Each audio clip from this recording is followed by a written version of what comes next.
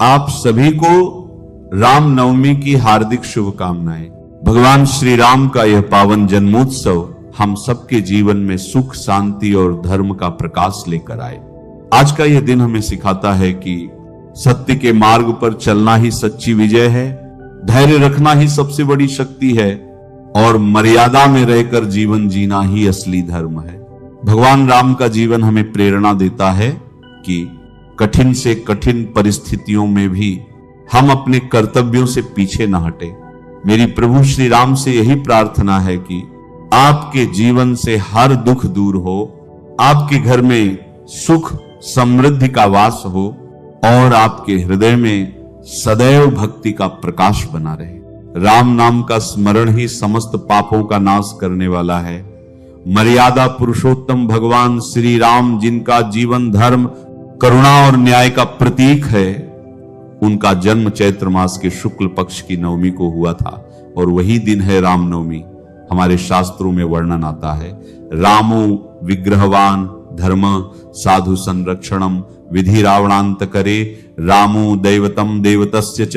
राम धर्म के साक्षात स्वरूप हैं, वे सज्जनों की रक्षा करने वाले हैं, रावण जैसे अधर्मियों का विनाश करने वाले और देवताओं के भी देवता हैं। कि रामनवमी के दिन भगवान श्री रामचंद्र जी का अभिषेक घर पर कैसे कर सकते हैं और अगर इस दिन उपवास रखना होता है तो उसकी विधि क्या है। तो चलिए आज के इस पावन रामनवमी व्रत की संपूर्ण विधि क्या है, कैसे आप घर पर श्री राम जी का अभिषेक कर सकते हैं, इस दिन उपवास कब और कैसे रखना चाहिए, इस दिन क्या सुनना और पढ़ना चाहिए और इस रामनवमी व्रत का पारण कैसे करना चाहिए। प्रत्येक वर्ष चैत्र मास के शुक्ल पक्ष की नवमी पर एक अत्यंत पावन दिवस आता है और वह है रामनवमी, जब मर्यादा पुरुषोत्तम प्रभु श्री रामचंद्र जी का आविर्भाव इस धरातल पर हुआ था। इस बार रामनवमी आ रही है 27 मार्च 2026 शुक्रवार के दिन। यह दिन सभी भक्तों के लिए अत्यंत महत्वपूर्ण है, इसलिए इस दिन प्रातः ब्रह्म मुहूर्त में उठ जाना चाहिए। उत्तर भारत के समय अनुसार प्रातः ब्रह्म मुहूर्त का समय है, सुबह 4:34 और सूर्योदय होगा 6:10 पर। उठकर स्नान इत्यादि से स्वच्छ हो जाइए। स्नान के समय आप अपने स्नान के जल में गंगा जल डालकर शुद्धिकरण कर सकते हैं। स्नान के बाद अपने घर में जो मंदिर या फिर पूजा का घर है उसे स्वच्छ करिए। श्रील प्रभुपाद और अपने गुरु का स्मरण करते हुए भगवान को जगाइए। तत्पश्चात उनकी मंगला आरती करिए। उन्हें प्रातःकालीन भोग अर्पित कीजिए। यह भोग में आप कोई भी मिष्ठान, हलवा या फिर खीर बनाकर अर्पित कर सकते हैं। मंगला आरती करने के बाद उनके समक्ष दीपक प्रज्वलित करें। उन्हें धूप, दीप और पुष्प अर्पित करें। भगवान की पूजा हो जाने के बाद अब तुलसी देवी की सेवा पूजा करें। उसके लिए तुलसी देवी के पौधे को एक मध्यम उच्च आसन पर स्थापित करें। उन्हें आवश्यकता अनुसार जल अर्पित कीजिए। अब देखिए, रामनवमी के दिन रविवार है और कुछ लोगों का मानना है कि रविवार को तुलसी में जल नहीं डालते, तो हम फिर से आपको यही कहेंगे कि ऐसा कोई भी नियम हमारे शास्त्रों में नहीं लिखा गया है कि रविवार को तुलसी में जल नहीं डालना है। तो आप रविवार हो या फिर एकादशी या वीरवार आपके तुलसी के पौधे में अगर आवश्यकता है तो उसमें जल डाल सकते हैं। अब तुलसी देवी की कम से कम 3 बार परिक्रमा करें और फिर उन्हें प्रणाम करें। अब उनके समक्ष बैठकर हरे कृष्ण महामंत्र का जप करें।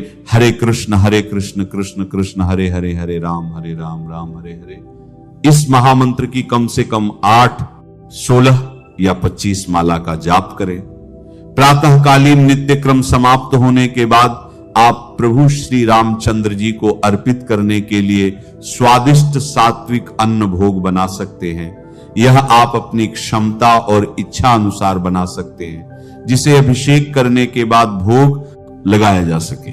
इस साल चैत्र मास के शुक्ल पक्ष की नवमी तिथि 26 मार्च को प्रातः काल 11:48 से प्रारंभ होकर अगले दिन 27 मार्च को सुबह 10:06 तक रहेगी। उदय तिथि को आधार मानते हुए रामनवमी का पर्व 27 मार्च को मनाया जाएगा।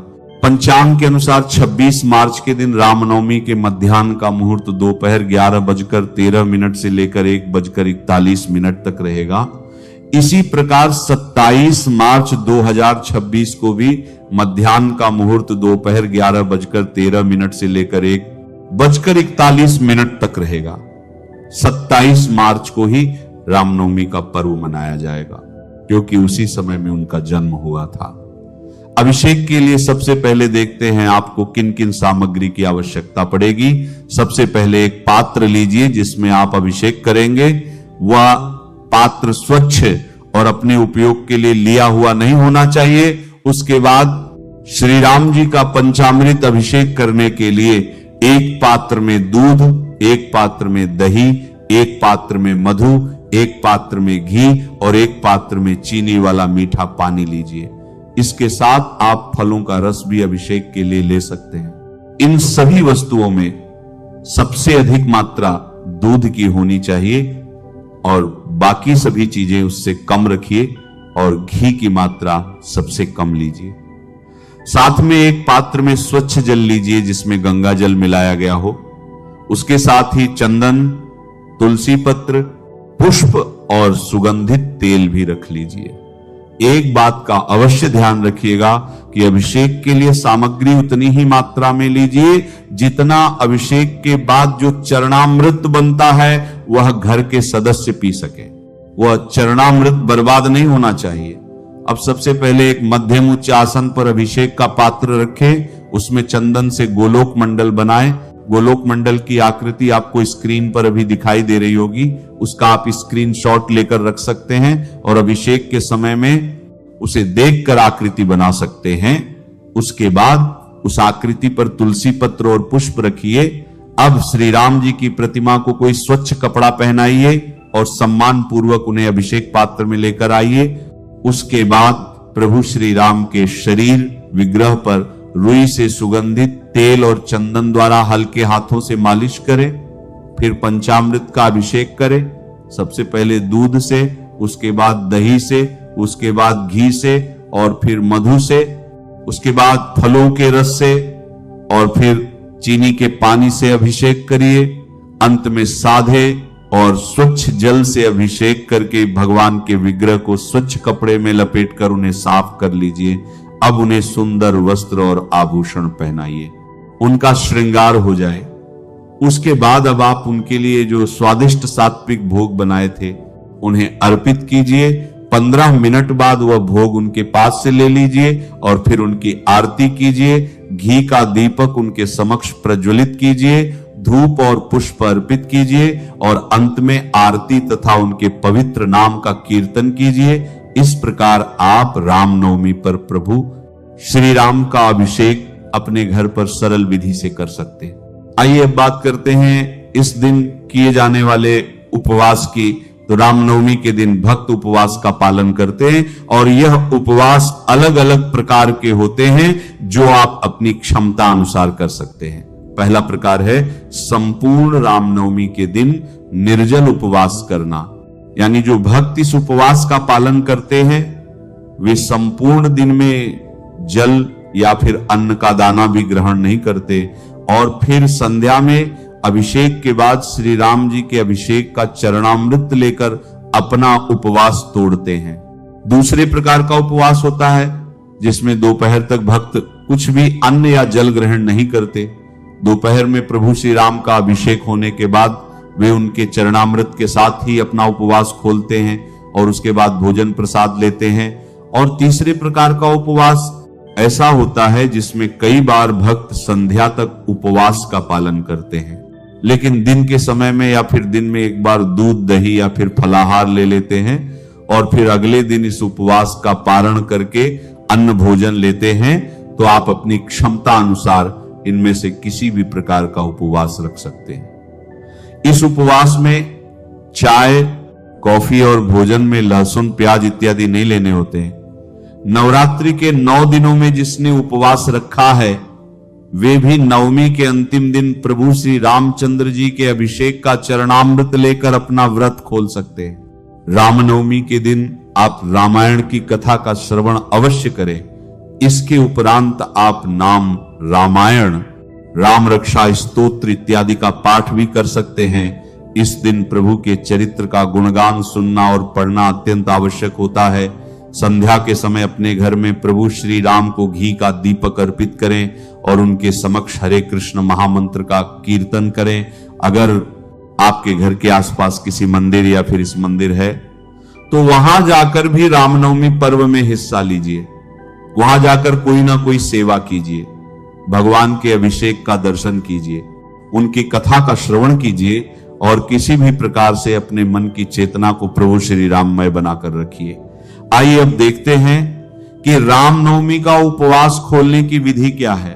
तो देखिए, इसमें एकादशी की तरह कोई निर्धारित पारण समय नहीं होता है, इसलिए चाहे आप संध्या में उपवास खोल रहे हैं या फिर दोपहर में या फिर अगले दिन, लेकिन इस पारण से पूर्व सबसे पहले आपको प्रभु श्री रामचंद्र जी से इस प्रकार प्रार्थना करनी चाहिए, हे मर्यादा पुरुषोत्तम श्री राम, आपके आविर्भाव दिवस के उपलक्ष्य में आज मैंने इस व्रत का पालन करने का प्रयास किया है। इसमें मेरे द्वारा अगर कोई त्रुटि रह गई हो तो कृपया मुझे क्षमा कीजिएगा और आशीर्वाद प्रदान कीजिए कि मैं आपके ही जीवन आदर्शों का पालन करते हुए धर्म, नीति, सदाचार और भक्ति युक्त जीवन यापन कर सकूं। आप अपनी कृपा मेरे और मेरे परिवार के ऊपर सदैव बनाए रखिए। इस प्रकार प्रार्थना करके अब आप किसी सुयोग्य ब्राह्मण या वैष्णव को या फिर किसी मंदिर में या फिर जहां सनातन धर्म की शिक्षाओं का प्रचार और प्रशिक्षण होता हो, ऐसे स्थान पर अपनी क्षमता अनुसार कुछ ना कुछ दान अवश्य दीजिए। दान देने से आपके मन और धन दोनों का शुद्धिकरण होगा।